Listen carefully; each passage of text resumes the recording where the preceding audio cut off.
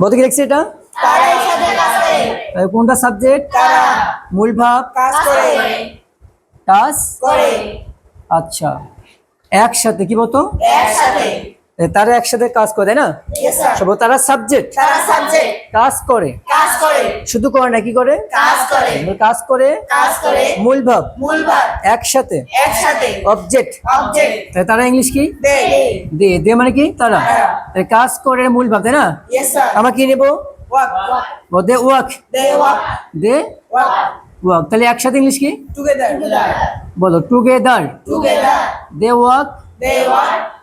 They work together. They work together. কি বলছি বলো? They work together.